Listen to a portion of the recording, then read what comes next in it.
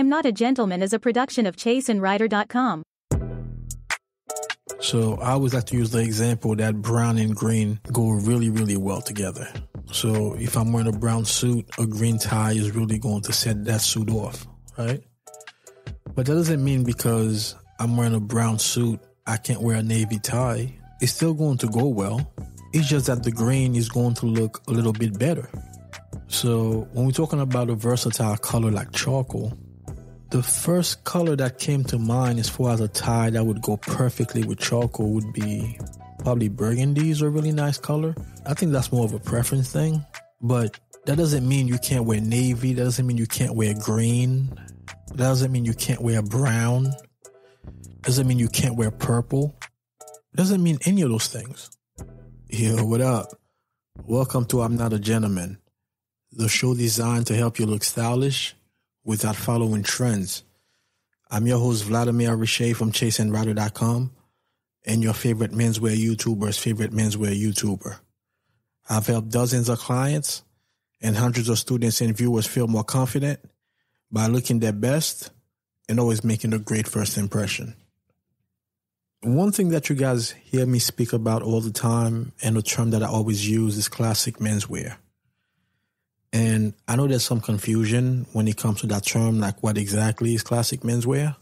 I know for a fact when I heard it myself, I wasn't quite sure what it was. So that's what I'm going to talk about in this episode is what are the characteristics of classic menswear? What makes something classic menswear? So what exactly is it? So let's get right into it right after my theme music. Intro.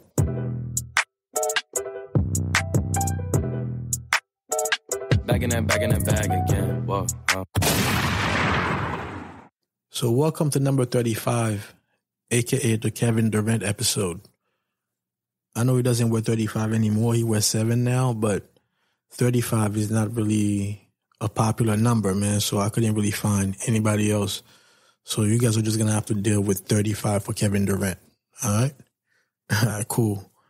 Now let's get into the episode. So once again, I was saying that I'm going to be talking about classic menswear. And the reason why I feel like it's important is because I'm in the process of coming out with my own membership. And it's called the Classic Menswear Hub. And as I was talking to my business partner, he's like, yo, do you think people know exactly what classic menswear mean? And it's a really good question. At first I was like, of course they know what classic menswear is and then what it means. But not really, man. Even myself, when I first heard the term, I wasn't quite sure what it was. But what really solidified it was when I was in the process of getting my logo done. That was like 10 years ago. And I hired someone to do it. And I was like, I'm going to be talking about classic menswear. And what he sent back was bow ties and those type of things. You know what I'm saying? Like to him, that's what classic menswear was. And I think a lot of people think that's what classic menswear is as well. And it's not really that, you know what I mean? And another thing that also throws people off, I don't know if you remember that song, I'm a Classic Man. And in the video, dude was wearing all sorts of old outfits. So I think a lot of time when people hear classic menswear, they're thinking that's what that is. So classic menswear doesn't necessarily mean that it's old. It just means that it's timeless. To better explain it, I can tell you what it's not. So when you're reading GQ magazine and you're seeing guys wearing slim suits, that's not classic menswear. You know, if you look on the cover of a GQ magazine and you see somebody wearing slim lapels with a skinny tie, that's not classic menswear.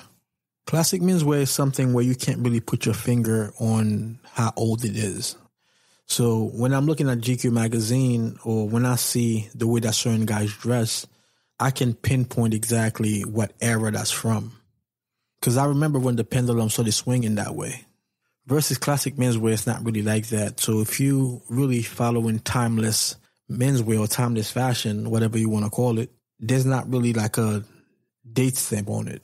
So to better understand classic menswear, I'll give you guys some examples of what's classic menswear. So when it comes to classic menswear, the first thing is the fit. So it's not something that's going to be too baggy.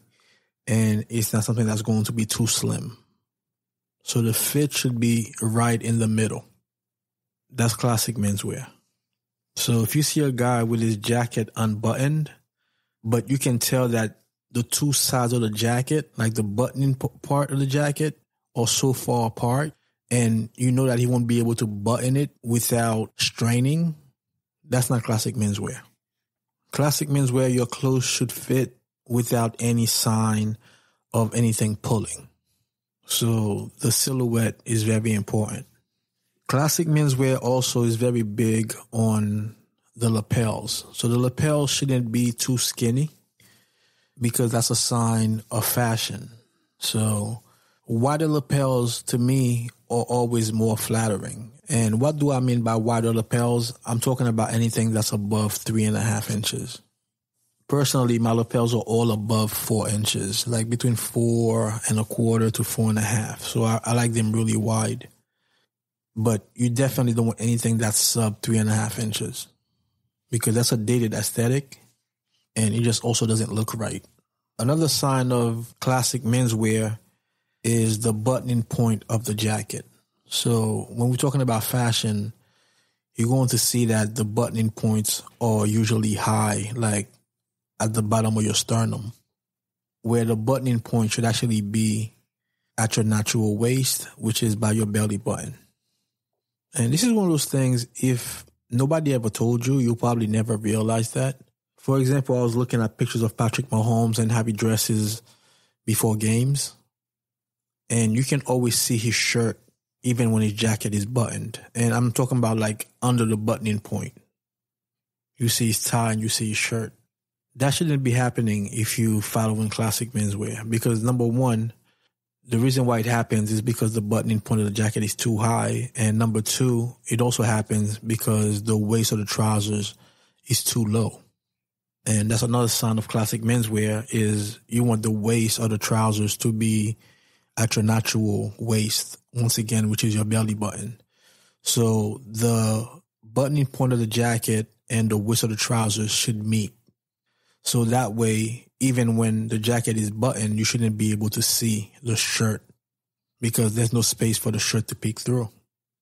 If no one ever told you that, you'd probably go your whole life and never really realize it. But once you know what that is, you're going to start seeing the shirt peeking under the buttoning point and above the trousers, what we call the dreaded triangle. And you won't be able to stop on seeing it.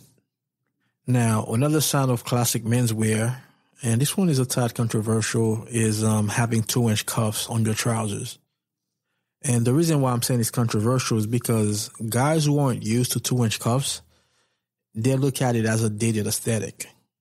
And I can understand in a way that cuffs are associated with a certain era, but we're not talking about 2-inch cuffs here. We're probably talking about a 1-inch cuff. 2-inch cuffs, they have been around since the beginning of time when it comes to classic menswear. And that's because the 2-inch cuffs, not only do they look good, but they also play a function because they make the bottom of the trousers heavier. So therefore, the trousers are going to drape nicer on your shoes. Now, it was thought back in the days that having cuffs on your trousers was more casual. And that doesn't really apply anymore. Well, somewhat, because you shouldn't have cuffs on your tuxedos. All right, so your tuxedo trousers should not have cuffs on them. But besides that, it's fair game. Because once again, not only does it look good, it plays a function. So personally, I have cuffs on every single trousers that I own. I mean, I'm not talking about casual trousers like jeans, although I do cuff my jeans, and my chinos, the ones that I wear, they come cuffed already, although they're not 2-inch cuffs. But every suit trousers or out trousers that I have are all cuffed. I would never wear trousers without cuffs. I remember when I first got into classic menswear, there was a suit that I had gotten made. Actually, no, I got the suit made prior to getting into classic menswear, but that's when I started to change my aesthetic a little bit. And that's when I first discovered cuffs. So I had the cuffs made, but the trousers were a little bit too short. So when I really started to get into classic menswear, I was like, I like those trousers, but they're too short. So I went to my tailor and I was like, yo, is there any way that you can make those longer? And he was like, if I have to make those longer, you're going to lose the cuffs. I mean, I'm going to have to make them like 1 inch, but there wouldn't be 2-inch cuffs. And I was like, nah, forget it. Because I'm not wearing a 1-inch cuff and I'm definitely not going cuffless. That's just not happening. But that's just me. And the reason why I'm saying, once again, it's controversial, but guys still ask me, should they be wearing cuffs with their trousers? I got that question twice today on the picture that I posted on Instagram. One guy asked me, what kind of material should he be wearing cuffs with? And then another guy DM'd me and asked me, he just got a couple suits and he's thinking about getting cuffs. What do I recommend? I guess he's new to what I do. So I had to tell him that I wear cuffs on everything personally. And I explained to him why, that not only do they look right, or should I say when they don't have cuffs, it looks to me like something is missing. But they also play a function. So cuffs are extremely important. And yes, 2-inch cuffs. That's classic menswear. We're going to talk about trousers for a minute. But speaking of trousers, the next thing that's classic menswear, pleats. There are a couple of different variations of pleats. So you have the reverse pleat and you have the forward pleat. The reverse pleat opens in the same direction as your pocket. That's the most common type. And the forward pleats open in the same direction as your fly. You can also do a single pleat. You can do a double pleat. So most of my trousers come in a single reverse configuration. That's because a lot of my trousers are off the rack. And the companies that I use, that's the configuration that the trousers come in. But whenever I get something custom, I always go for a forward pleat, and I typically go for a double forward pleat. So since I'm leaning towards more custom, all my trousers that I've been getting lately are double forward pleats. And similar to cuffs, pleats also play a function because they give you more room, especially when you're sitting down. So that's when they open up to expand to allow for more room and more comfort.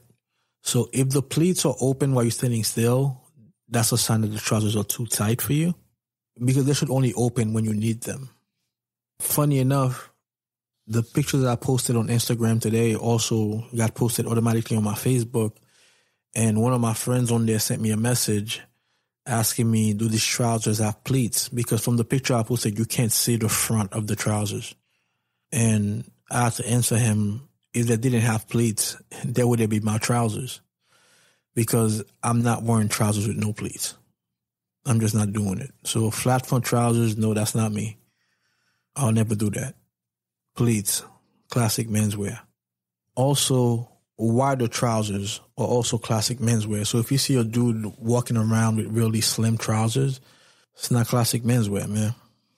And the reason why wider trousers make sense is because when you have slimmer trousers, it kind of looks like you're not really wearing a suit. You're wearing two different pieces, where a suit is supposed to be uniform. So the top and the bottom should match, in other words.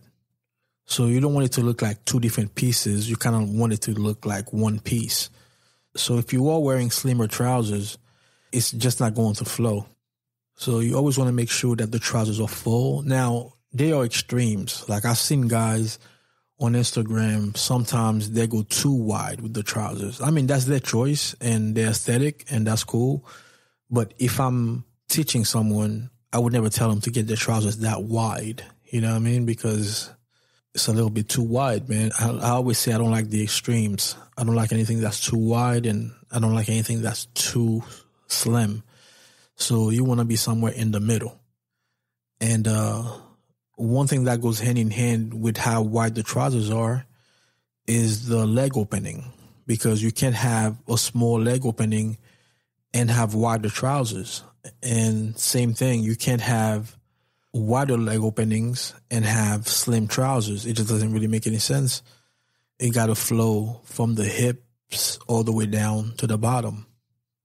And that's one thing I've been working on myself. So prior to, I'd say, the past 6 months.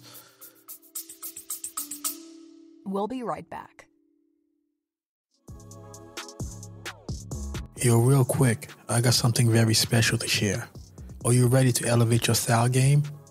Well, I got just the thing for you when it won't cost you a dime. Introducing my latest ebook, the 7 style mistakes that you're making right now. It's packed with insights to help you up your style game. In this exclusive guide, I break down the common pitfalls that many of us fall into.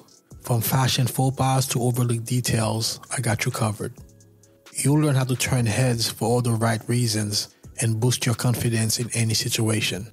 So are you ready to transform your wardrobe and leave those style mistakes behind? Head over to I'mNotAGentleman.com or click the link in the show notes to grab your copy of the 7 style mistakes that you're making right now. It's a game changer and it's 100% free. Thanks for tuning in today. And remember, style is a reflection of who you are. Let's make sure you're sending the right message. Grab your copy now and let's embark on this style journey together. Until next time, stay stylish.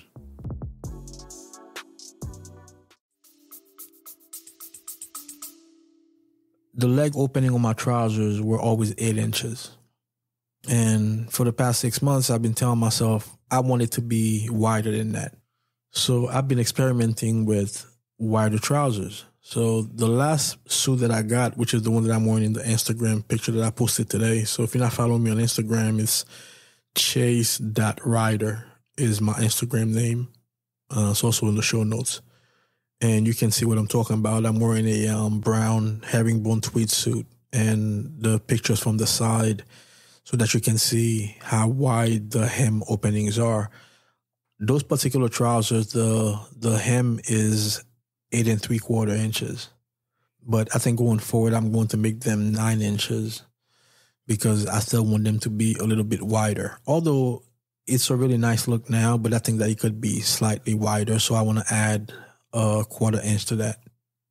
And that's just to give it that flow and make everything look right. And the funny part is I saw somebody sent me this Instagram video of this guy that was talking about some of the mistakes that men make when they wear a suit. And one of the mistakes that he was talking about was guys put their cell phones in their pants pocket. And that's not a good look because it's going to leave a bulge. So you should have it in your jacket's pocket instead. Now, I'm definitely with him on that. I think that it's much more comfortable to have it in your breast pocket. But at the same time, if I put my phone in my pants pocket, it doesn't leave an imprint because my trousers are wide enough for that not to happen. So if somebody can see your phone through your pants, that's a sign that your pants are too slim, man. You know what I mean? That's what the real problem is. It's not the fact that you have your phone in your pants pocket. Your pants are just too slim, man. That's not classic menswear, man. So yeah, trousers. Although I do see that the trend has been wider trousers. Although classic menswear doesn't really follow trends, but I feel like fashion itself is favoring wider trousers, which is a welcome sight. So yeah, man. Get your trousers a bit wider. Don't go too crazy unless that's what you like. But you definitely don't want them to be too slim. One rule of thumb, and I go by that as well, is you want the trouser leg opening to be about 2/3 of your shoes. So even though I'm 5'10", I do have small feet. I wear 7 UK. So even when I was wearing 8-inch leg openings, it didn't look like it was slim by any stretch, but I just felt like it could be wider because when the trousers hem are wider, you don't have to worry about a bunch of unsightly folds. Everything just drapes nicely when the trousers are wider. But just be mindful of the size of your feet compared to the leg openings because you don't want to look like a clown, you know, to have slimmer trousers and your feet are really big.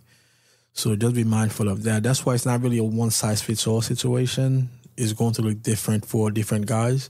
But yeah, you want it to be around 2/3 of your shoe size, if that makes sense.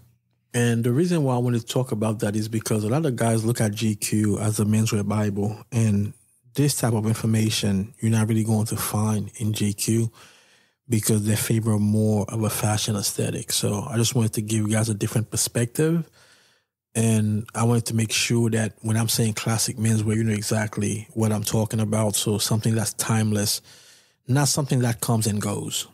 So now that we got some of the characteristics of classic menswear out the way, here's one thing that I do want to talk about. I feel like a lot of guys really complicate things that shouldn't be complicated. Dressing well is not hard, but it's definitely not easy. I mean, just look around. If dressing well was easy, then most men would be dressing well, and we know for a fact that's not the case. I'd say 95% of guys have no idea what's going on when it comes to dressing well. But one thing I do realize, a lot of guys really complicate it, man. I'll give you an example. There's a guy that hit me up on Instagram the other day, and he said to me, what's the best tie color to wear with charcoal suits? Because he's having a really hard time pairing his charcoal suits with ties. There are going to be certain colors that work better together, but that doesn't mean that you can't wear other colors. So I always like to use the example that brown and green go really, really well together. So if I'm wearing a brown suit, a green tie is really going to set that suit off, right? But that doesn't mean because I'm wearing a brown suit, I can't wear a navy tie. It's still going to go well. It's just that the green is going to look a little bit better. So when we're talking about a versatile color like charcoal, the first color that came to mind as far as a tie that would go perfectly with charcoal would be probably burgundy is a really nice color. I think that's more of a preference thing, but that doesn't mean you can't wear navy. That doesn't mean you can't wear green. That doesn't mean you can't wear brown. Doesn't mean you can't wear purple. Doesn't mean any of those things. So it would have been one thing if he asked me, what color do you think worked best with charcoal? And just leave it at that. But he said he's been having a hard time pairing his tie colors with charcoal. To me, that's complicating things when it's not that complicated. Just wear any tie with your charcoal suit. You know, like a charcoal suit is kind of a blank canvas, man. You can wear any tie color with it. Assuming that you're wearing a plain shirt like a white or really light pink or really light blue, you can wear any tie, man. I mean, I like to tell people I'm not really into the whole monochromatic, so I probably wouldn't wear a dark gray tie with a dark gray suit. But that's just me. That's not even saying there's anything wrong with that. But I really feel like guys complicate things for no reason. And that's one of the things that can stop you from looking your best.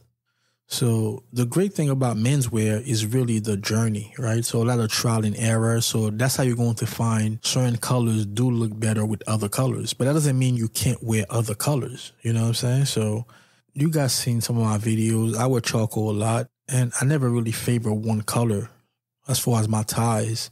I wear every single tie color with my charcoal suit that I own. So that's one thing I wanted to leave with you guys today is try not to overcomplicate things, man. Life is hard. Dressing well shouldn't have to be. Have fun with your clothes. Trial and error. And if it's a nice tie, it's a nice tie, bro. You know what I mean? Just wear your ties, wear your suits, try certain things, but don't worry about which color works the best. Just wear your nice ties, you know, just make sure your shirt's all blank canvas, and then you can pull off any tie. I hope that makes sense. And as I was saying, I'm in the process of starting my own membership. As some of you know, I'm part of a membership already called the Menswear Mastermind with my guys, Style Jumper and Style Architect. And I'm still going to be a part of the Menswear Mastermind, something that we started in December.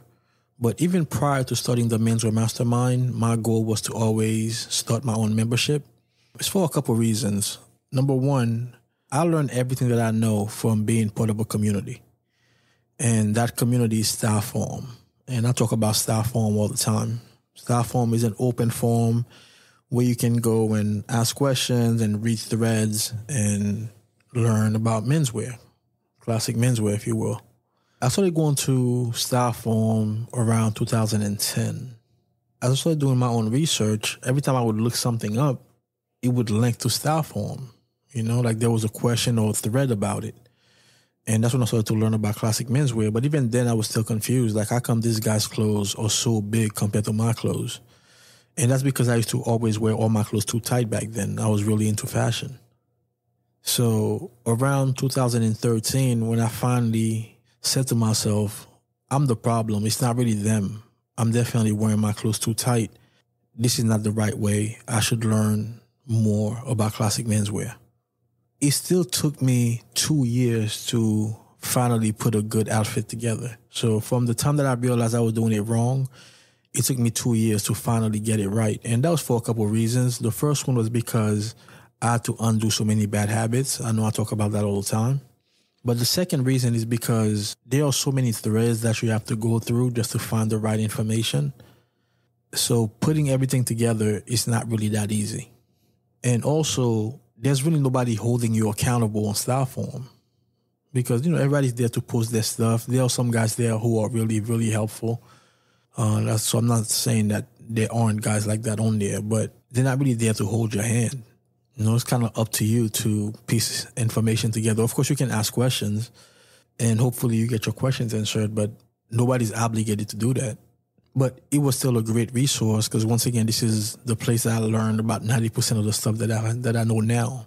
So I've always felt like a community was a great place to learn, although I didn't feel like a good community really existed, or I didn't know of any of them. So I've had that idea for a while, although I never really followed up on it. But it was always in the back of my mind because I know it could work. It worked for me, you know what I'm saying? Even though, like I was saying, it took 2 years. And the second reason why I wanted to do my own membership is because when I did my group coaching, which went on for about 2.5 weeks, the feedback from the guys who were in the group coaching was they were so sad that it was ending and they wanted us to continue doing it in some sort of fashion. So when I asked my students what would be the best way for us to move forward, like some of them did choose to work with me one-on-one, but the majority of them wanted to continue the group thing. Because one thing that's great about a group is a lot of time you might be thinking you're the only one that has an issue. But on the other hand, a lot of people are probably experiencing the same thing that you're experiencing. Another thing that's great about learning in a group, sometimes you might have a question, but you don't really know how to pose it. Or sometimes you might not even think that you have a question about that. And then somebody else asks the question, you're like, wow, I was thinking about the same thing. I just didn't really know how to say it. So it's really a great way for people to learn. And that's the reason why I'm starting my own community. And once again, it's called the Classic Menswear Hub. So what exactly is the Classic Menswear Hub, you ask? The Hub is going to be a place where men get together to learn about classic menswear and dress for success. So if you ever had any pressing questions, if you ever heard any of my podcasts or watched my videos and you want to know how that information pertains to you, that's what we're going to be talking about inside of the Hub. Is going to be all about implementing, because not everything that I talk about is for everyone. So you really want to know how is it going to help your situation, and that's what the Hub is all about. There's going to be some one-on-ones. There's going to be some group coaching. There's going to be brand discounts. There's going to be an affiliate program where you can get paid for bringing in other members. It's going to be a really good time in there, man. And once again, right now we are in the early stages of building this thing. And coming in as a founding member, you'll be able to help us shape it. So the goal is to open the doors to the community in April. So if you come in as a founding member, you would get half off the membership. And that's for the life of the membership. Meaning when that time comes that you have to renew your membership, you'll always have the same price. So if you are interested, I'm going to put the checkout page in the show notes. I don't have a sales page for it yet because everything is still pretty new. And once again, I'm in the early stages of building this membership. But I've never been more excited about anything that I've ever done because I feel like this is really, really going to be the one. It's going to be a community where guys come to learn how to dress for success. So check the show notes and the checkout page for the Classic Menswear Hub will be right there. And the spots are limited right now because I'm only looking to get about 20 guys to come in as founding members because once again, the membership is empty right now and I don't want too many guys in there yet. It's not going to open until April 2024. So far, I have 9 spots taken. No, I have 10 spots taken so far. I'm recording this Sunday, February 11th. So as of right now, I have 10 spots taken, and I have a feeling that they're going to fill up pretty fast because I did mention it on Instagram, and a lot of guys have been hitting me up to ask me about it. So if you're interested, click on the checkout page in the show notes. And as soon as we get to 20, I will remove the link. So if you're interested, you got to act fast. So that doesn't mean that you'll never be able to join the community. You will be able to once we open in April, but it won't be at half price anymore. It'll be full price by that time. But shoot me an email if you have any questions. Once again, it's vr@chaseandrider.com. vr@chaseandrider.com. That's also in the show notes.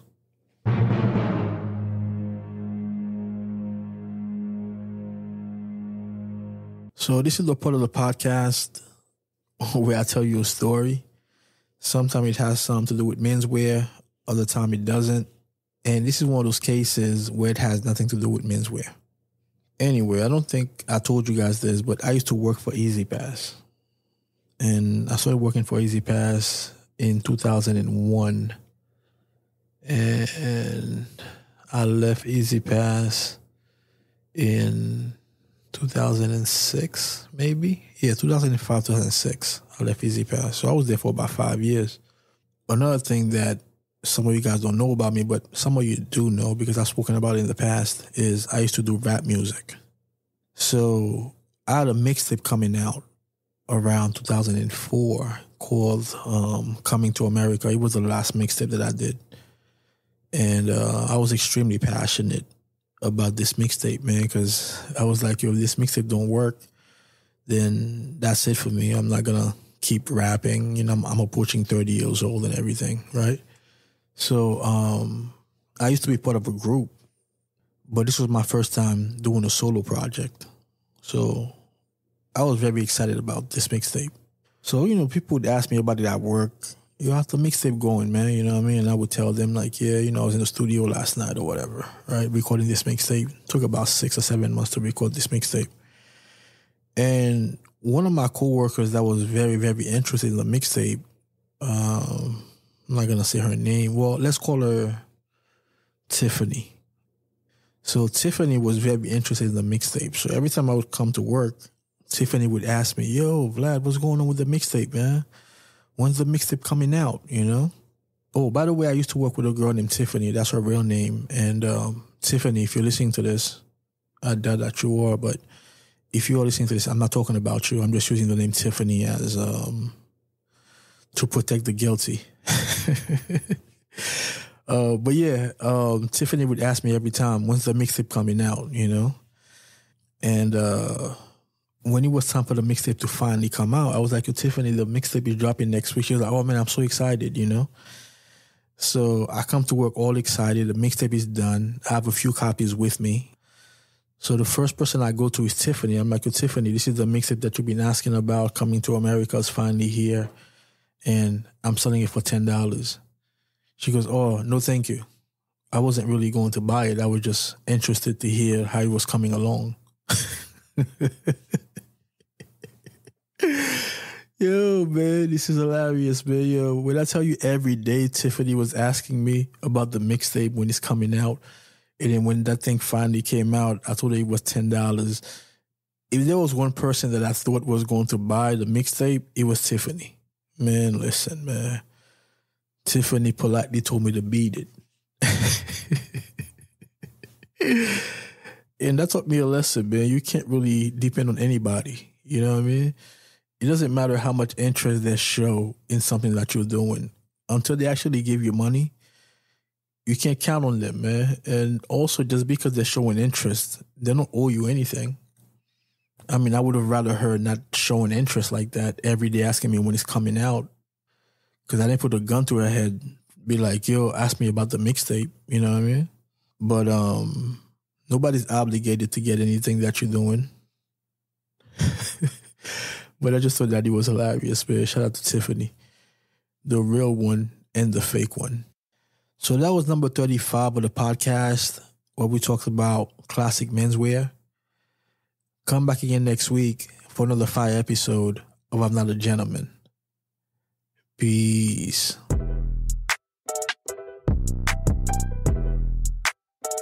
Back in that bag again. Whoa, yeah. Hey. Back in that, yeah. Tell them to watch it.